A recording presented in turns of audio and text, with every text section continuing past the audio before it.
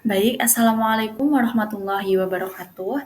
Selamat siang Bapak Aulia Desi dan juga teman-teman semuanya. Perkenalkan, saya Olivia Enten Puspita dengan NIM 23111110006 dari kelas SD 0401. Oke, pada kesempatan kali ini saya akan mempresentasikan materi sistem operasi terkait konkuren. Langsung saja kita masuk ke materinya. Nah, untuk yang pertama di sini ada konkurensi dalam sistem operasi. Sebenarnya apa sih konkurensi itu? Definisi konkurensi sendiri adalah kemampuan sistem untuk menangani banyak tugas sekaligus dengan membagi waktu eksekusi CPU. Nah, di sini saya juga membuat perbandingan antara konkurensi dan juga paralelisme. Kalau konkurensi, menangani banyak tugas secara bersamaan dengan membagi waktu, sedangkan paralelisme itu menjalankan banyak tugas dalam waktu yang bersama.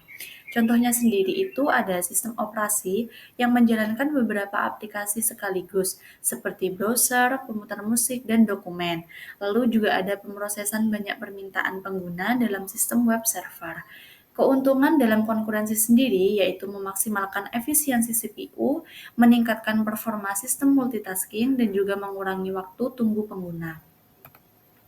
Lanjut kepada poin rest condition.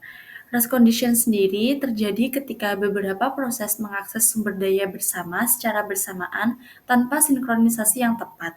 Nah, hal ini menyebabkan hasil yang tidak diharapkan.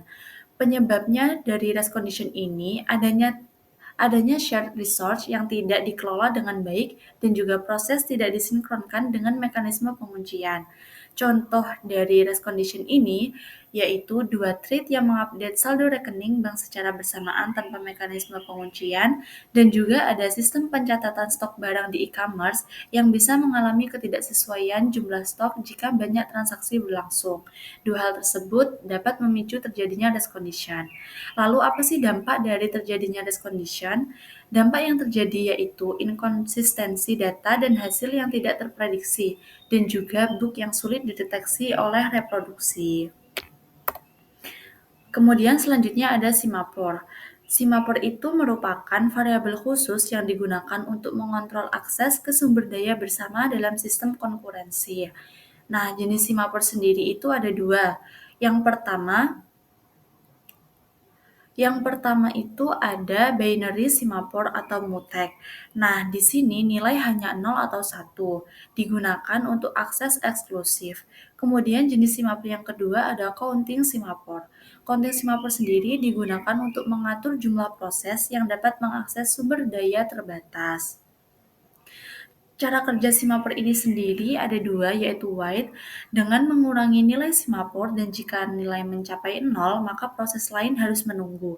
Sedangkan cara kerja yang kedua yaitu signal dengan cara meningkatkan nilai simapor sehingga proses lain dapat mengakses sumber daya.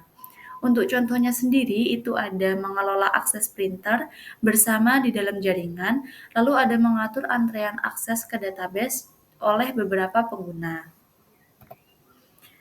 Lanjut, ini masuk ke poin terakhir yaitu mutual exclusion.